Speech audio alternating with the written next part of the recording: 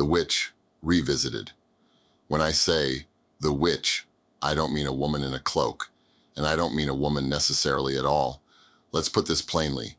The witch is not a gender. The witch is a function. He may wear polished shoes. She may wear perfume. He may keep a beard well trimmed. She may greet you with tea and a smile. What matters is not the body the witch inhabits, but what follows them. Where a witch goes, trouble spreads slowly, like ink through water. Not because they shouted, not because they stabbed, but because they tilted the room by just a single, invisible degree. I, genderless and patient. This is important to say now in this time, where wounds run deep and history has swung the pendulum violently against one direction or another. The old stories like to make witches into women, outcasts, heretics, mothers without husbands, daughters without masters. And for this mistake, many were burned, not because they wielded strange power, but because they refused to kneel to ordinary men. But that's not the witch we speak of here. The witch I speak of is not a victim, not a scapegoat, not a metaphor for misunderstood genius. No, this one knows exactly what he's doing, or she is doing, or they are doing, because the witch is a title, a role in the architecture of human interaction, and it is always played by someone who knows the notes of discord and plays them well. Unto the witch as architect of entropy. The witch is not merely cruel. Cruelty can be blunt, childish, even stupid. The witch is precise.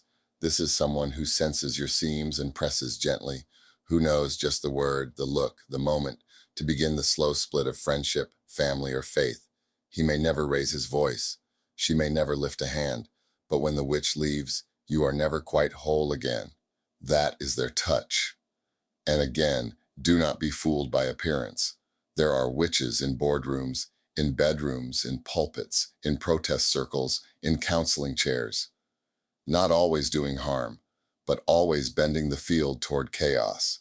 They do not bring fire. They bring imbalance. Third, the witch lives in the mouth. Witchcraft in this modern form is not about potions or candles or celestial alignments. It lives in the mouth, in the way words are used, in the gentle poison of a well-timed phrase. The witch may say something as simple as, "Funny how she always talks about herself. I'm not saying anything, but he seems different lately. I just think people should be honest." And that's enough. A seed planted. The kind of seed that grows in silence and flowers in suspicion.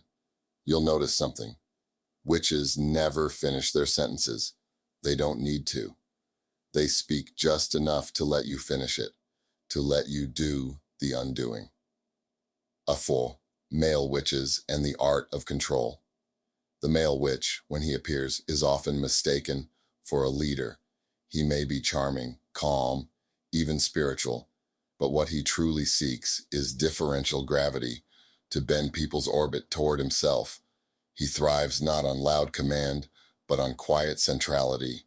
He wants to be the fixed point others must circle. He will console you while isolating you.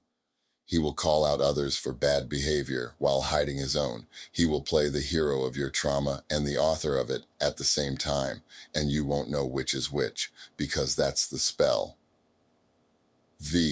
Female witches and the art of invitation. The female witch, when she appears, is often mistaken for a confidant. She is warm, she remembers things, she asks the right questions, but her questions always lean one direction, away from unity. She will tell you that others don't understand you. She will amplify your fears, not soothe them. She will claim insight when all she has is angle. She doesn't command, she invites. But the road she invites you down always leads away from others and closer to her. Then one day you realize she doesn't want you healed. She wants you dependent. 6. Witchhood as a spiritual pattern. Let me say this clearly. Witchhood is not just behavior. It is a pattern of being. Wherever this pattern appears, regardless of gender, age, culture, or ideology, it does the same thing. It isolates, it fragments, it confuses the good, it elevates the self, and it wears 100 different masks: activist, advisor, Healer, prophet, friend, lover, victim, genius. But the pattern remains. They bend things toward themselves, even if it costs you your clarity, even if it costs you your community, even if it costs you your soul. 7. And yet, they begin as observers. You should know, very few witches are born that way. Most begin as observers, sensitive to pain, attuned to imbalance, often the first to spot a lie. But somewhere along the way, they made a quiet vow. If I must live in a world like this, I will be the one who shapes it. And so, they begin to shape, not by healing it, but by reshaping it around themselves.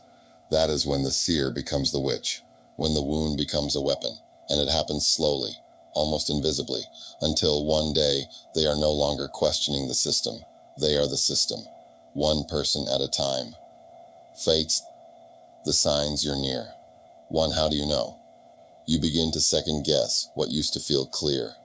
You feel drawn in and repelled at the same time. You isolate from others, but it feels justified. You speak less from conviction and more from defense. And somehow, you feel both seen and owned. This is not love. This is not friendship. This is a tether. And tethers that steal your breath are not holy. Say, the escape. You don't confront a witch with fire. That's the mistake of ancient times. You simply name the pattern. Not publicly, not dramatically, just in your own mind. This person thrives in tension. This person never brings unity. This person needs me disoriented to feel powerful. And then, you untangle, not with anger, not with curses, but with silence, distance, and the quiet return of your own internal compass. And when you do, their grip fades, because the witch is only powerful in fog. Clarity is your shield. So, one last caution. Don't go hunting. Not everyone who stumbles is a witch. Not everyone who challenges you is corrupt. Not every moment of tension is an attack. The witch is not defined by discomfort. They are defined by intention. So hold your discernment gently, and remember, sometimes the person you suspect might be a witch is just you in a season of pain.